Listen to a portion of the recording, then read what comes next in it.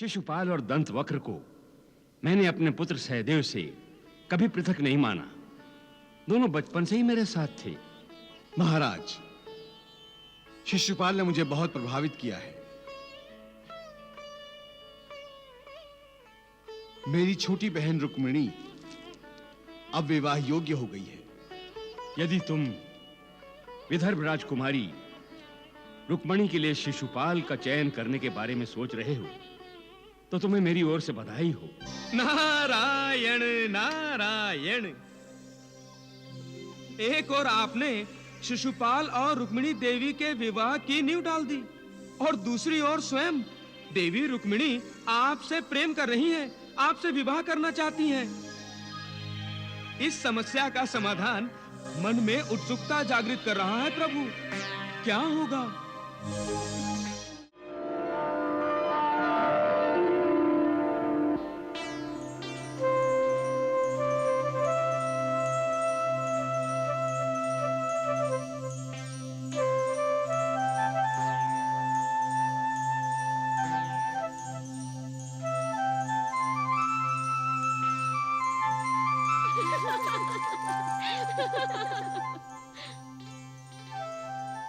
राजकुमारी रुक्मिणी, आप हमसे रूठी हैं अथवा द्वारिकाधीश श्री कृष्ण से? राजकुमारी अपने आप से रूठ गई हैं, द्वारिकाधीश से नहीं। अभी तक तो इन्हें द्वारिकाधीश के दर्शन ही नहीं हुए हैं। तभी तो राजकुमारी ने श्री कृष्ण की मूरत बनाई है। लेकिन मूरत बनाने की क्या आवश्यकता थी? द्वारिकाधीश तो राजकुमारी से मिलने स्वयं कुंडितपुर आ गए हैं। क्या तुम सच कह रही हो? हाँ, आपका ध्यान नहीं है। वो तो कब से इस पर्दे के पीछे आपकी प्रतीक्षा कर रहे हैं।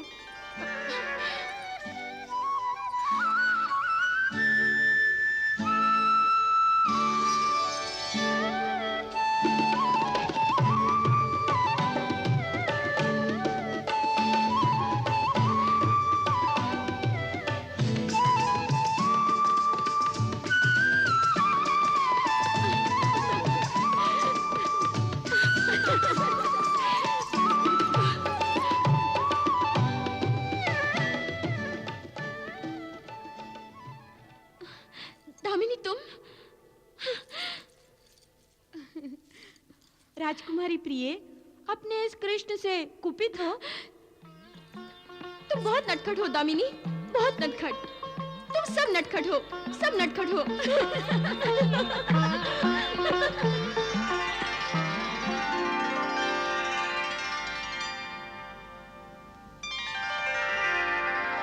कहाँ खो गए प्रभु? हाँ, आपने क्या देखा जो इतने प्रसन्न है? आपकी लीला देवी। मेरी लीला? हाँ देवी, मुझे प्रसन्नता के साथ साथ आश्चर्य भी हो रहा है कि आप अपनी त्रिगुणात्मिका शक्ति से त्रिभुवन में भिन्न भिन्न लीलाएं करते हुए इस विष्णु लोक में भी मेरे साथ हैं। आपके रुक्मिणी रूप में मेरे कृष्ण अवतार को चाहना और आपकी सखियों का आपके साथ छेड़छाड़ करना देख रहा था मैं। प्रभु, रुक्मिणी जब कृष्ण का स्मरण करती है तो मैं आपका हाथ पकड़कर ये विश्वास मन ही मन में जगा लेती हूँ कि आप मेरे साथ हो। देवी, अब द्वारिका पर विष्णु लोक की छाया दिखाई देगी जब कृष्ण और रुक्मिणी हमारी और आपकी भांति इसी प्रकार आनंद की लहरों में अटखेलियां किया करेंगे।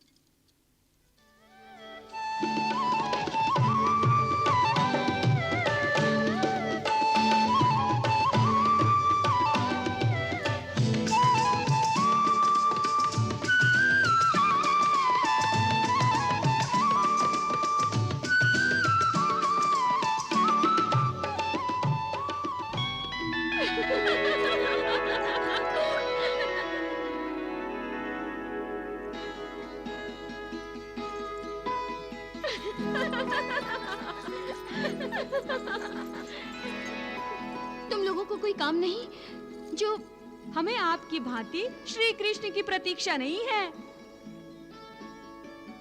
सारे राजकुमार अपनी अपनी प्रियतमा को लेकर रथ पर सवार होकर अपनी अपनी नगरी जाएंगे और यहाँ हमारी राजकुमारी समुद्र के लहरों पर सवार होकर श्री कृष्ण के साथ द्वारिका जाएंगी। श्री कृष्ण ने द्वारिका बनाई ही हमारी राजकुमारी के लिए है।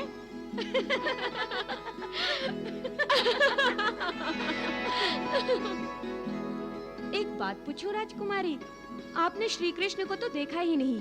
यदि वो आपके सामने आ भी गए तो आप उन्हें पहचानेंगी कैसे? हम हवा को देख सकते हैं क्या? नहीं ना। किंतु जब हवा चलती है तो हम जान लेते हैं कि हवा चल रही है। फूल को देखे बिना उसकी सुगंध को जान लेते हैं।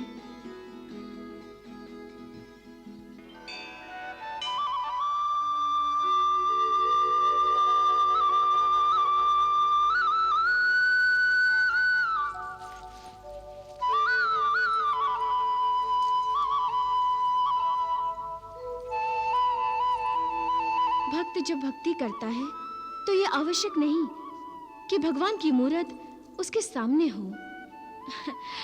मैंने द्वारकाधीश को नहीं देखा तो क्या, उनकी मूरत तो मेरे हृदय पटल पर छपी है। मैं तो उन्हें तत्काल पहचान जाऊंगी और फिर मन ही मन मैंने उन्हें अपने आप को समर्पित भी तो कर दिया है और उन्होंने मुझे स्वीकार भी किया है। अच्छा, वो कैसे? जब वो मुरलीधर मुरली बजाते हैं तो उनकी मुरली के स्वर मुझे आश्वासन देते हैं, जैसे जैसे कह रहे हो, हे प्रिय, तुम चिंता मत करो, मैं उचित समय पर तुम्हारा पानी ग्रहण करूंगा। अब मैं उन्हीं की तो प्रतीक्षा कर रही हूँ कि एक दिन आकर वो मुझसे कहेंगे, प्रिय, मैं तुम्हें लेने आया हूँ, मेरे साथ चलो। लगता है राजकुमारी द्वारिकाधीश के प्रेम में पागल हो गई है।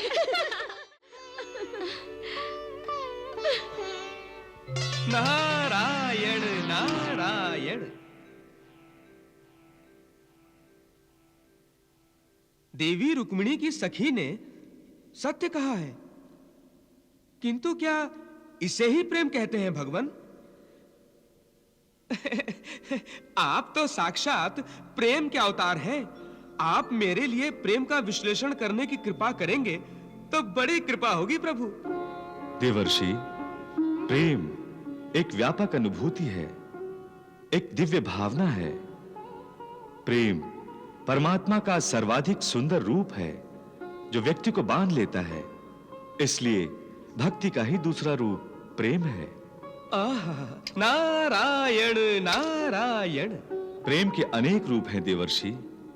माता पिता का अपनी संतान के प्रति वात्सल्य, संतान का माता पिता के लिए आदर, भाई बहन का आपस में स्नेह भावना और सम्मान, दो मित्रों की मित्रता, सब प्रेम है। पति पत्नी का आपस का बंधन भी प्रेम है। कभी-कभी एक दूसरे के प्रति आकर्षण की भावना का निर्माण होना भी प्रेम है। नारायण नारायण। प्रेम की विशेषता क्या है प्रभु? देवर्षि, जैसे अहंकार मनुष्य को सांसारिकता में बांधता है, वैसे ही प्रेम मनुष्य को सांसारिकता से दूर कर देता है। वो कैसे प्रभु? देवर्षि, जो प्रेम करता है उसे सारा संसार प्रेममय दिखाई देता है। उसकी आंखों में सदा अपने प्रेमी की प्रतीक्षा होती है। प्रेमी के दर्शन हो गए तो उसका मन आनंद से भर जाता है, और दर्शन नहीं हुए तो उसे सारा संसार अर्थहीन दिखाई देता है। देवर्षि, प्रेम में समर्पण भी है और त्याग भी। जिस प्रेम में त्याग और समर्पण नहीं, वो प्रेम नहीं, काम वासना है। प्रेम एक परीक्षा है। उन्हीं पर परमात्मा की कृपा होती है जो इस परीक्षा में उत्तीर्ण होते हैं। भगवान, देवी रुक्मिणी पर आपकी कृपा कब होगी?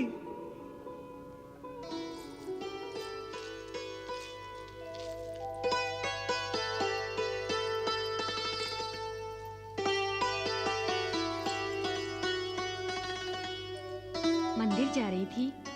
जी माताश्री। राजकुमारी, अब तुम अकेली कहीं नहीं जाओगी। रक्षक तुम्हारे साथ होंगे। वो क्यों पिताश्री? तुम्हारी रक्षा के लिए पुत्री। हमारी पुत्री अब युवती हो गई है। तुम्हारी सुंदरता पर मोहित होकर तुम्हारा कोई हरण कर लेगा तो? माताश्री। इसीलिए हम दुर्गा माता से तुम्हारे लिए एक सुयोग्य वर की प्रार्थना करके आए हैं। जाओ, तुम भी मंदिर होकर आओ और दुर्गा मां से आशीर्वाद प्राप्त कर लो। युवराज रुक्मी के मगध देश से लौटते ही हम तुम्हारे विवाह के बारे में उससे चर्चा करेंगे।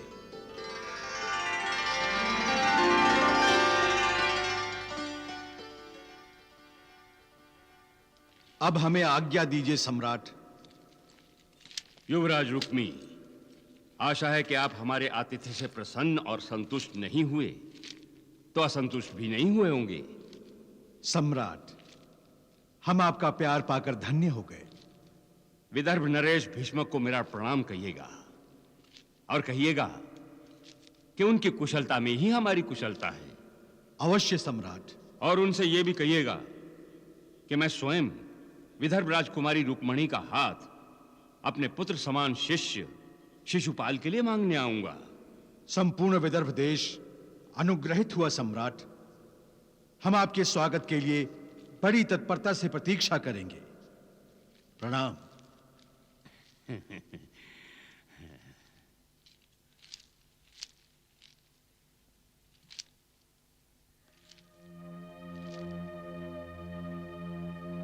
आपने क्या पासा फेंका महाराज? यदि आप स्वयं राजकुमारी का हाथ मांगने जाएंगे तो विदर्भ नरेश आपको ना नहीं कर सकते।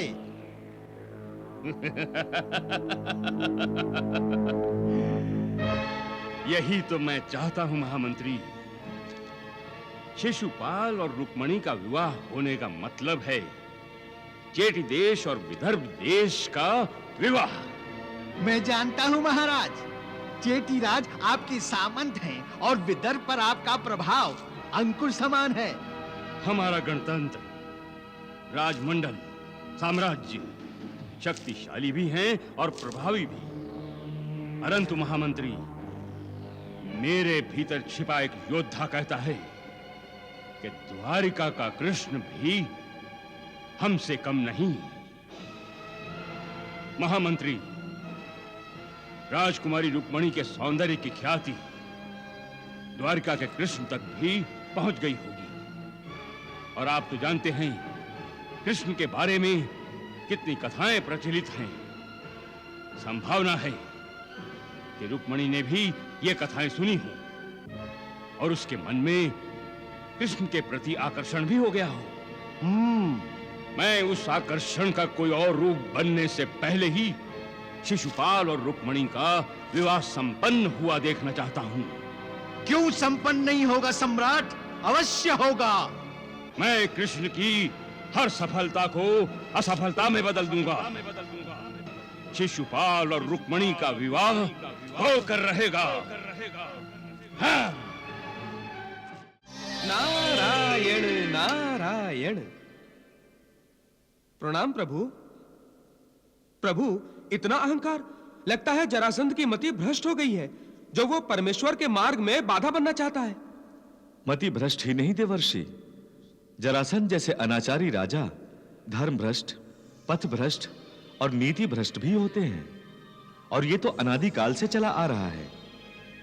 परमात्मा ने सृष्टि निर्माण के लिए विधाता की उत्पत्ति की और मधुकैटभ विधाता को ही ग्रहण करने चल पड़े थे। हाँ प्रभु। ऐसे अधर्मी विधि के विधान को चुनौती देते समय ये भूल जाते हैं कि वो अपने ही निर्माणकर्ता को चुनौती दे रहे हैं। यही मनुष्य की विशेषता है देवर्षि।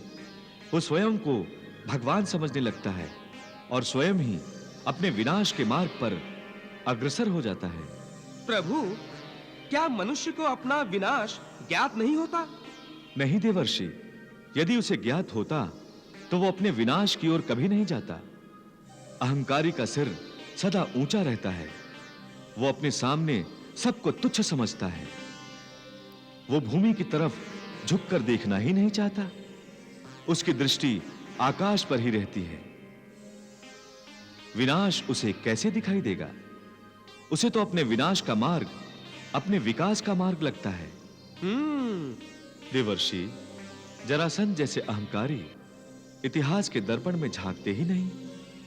यदि वो झांकते तो उन्हें पता चल जाता कि आज तक कोई भी अनाचारी, कोई भी दुराचारी अपने जीवन के उद्देश्य में सफल नहीं हो पाया है। देवर्षि, जरासंध जैसे अधर्मी को इतिहास से जो बोध लेना चाहिए नहीं लेते और स्वयं इतिहास का एक पन्ना बन के रह जाते हैं। आपने सत्य कहा भगवान, सत्य कहा। नारायण नारायण।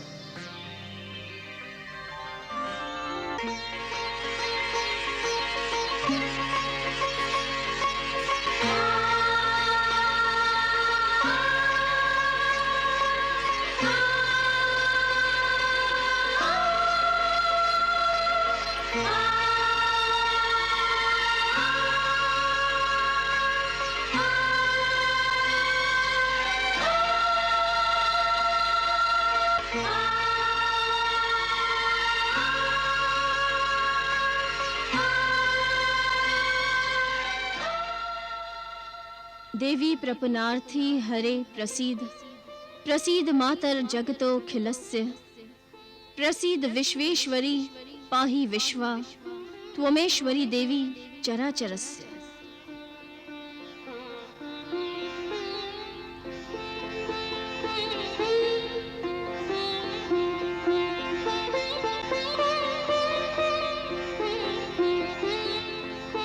हे मां, आप शुभदायिनी हैं, भक्त वत्सला हैं।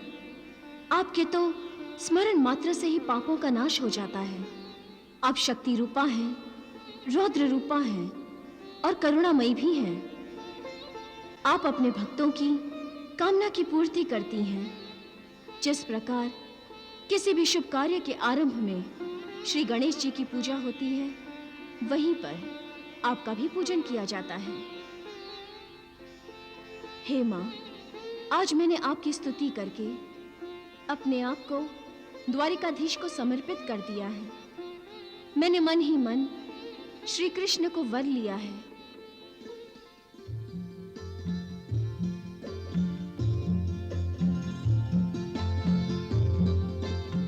मुझे आशीर्वाद दीजिए मां कि मेरे पति परमेश्वर द्वारिकाधीश ही हो, उन्हीं से मेरा विवाह हो।